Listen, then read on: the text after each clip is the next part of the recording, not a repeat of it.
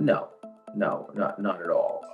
I think that we are witnessing the next step in what I call a G0 world, where the United States is not willing to be the global policeman, not willing to be the global architect of trade, and not willing to be the global cheerleader on values.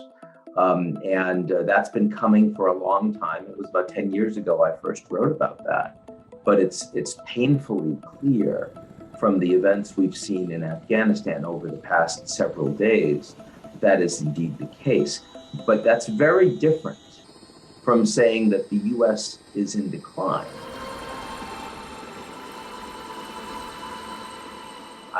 I certainly do believe China's becoming more powerful. And the size of their economy is large and growing, and they probably will overtake the United States around 2030 in terms of the size of their economy. And they're at technological parity with the United States as well. But that's very different from saying that the Chinese have a global model that everyone wants to aspire towards. That's not true. The problem is that even though America has all of this power, the American political system is increasingly not something that other countries admire. By the way, I want to be very clear. I actually think Biden made the right decision to end the war. I think that he offered leadership and courage that Obama and Trump were unwilling to do. Because we know that there is no easy and elegant way to lose a war. It's much easier to kick the can and let somebody else do it.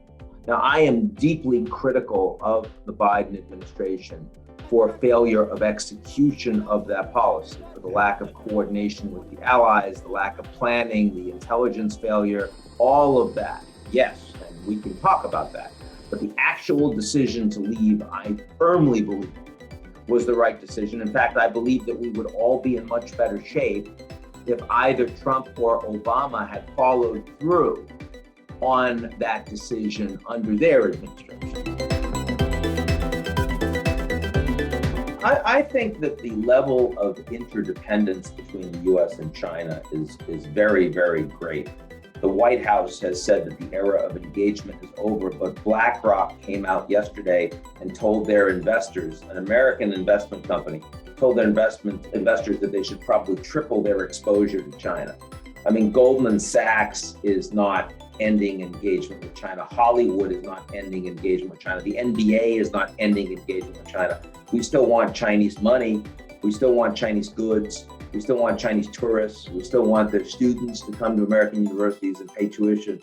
And the Chinese still want to be able to take advantage of those things. So there's a lot of rhetoric and there's no trust, but that's very different from saying we're in a Cold War. We're not in a Cold War with the Chinese.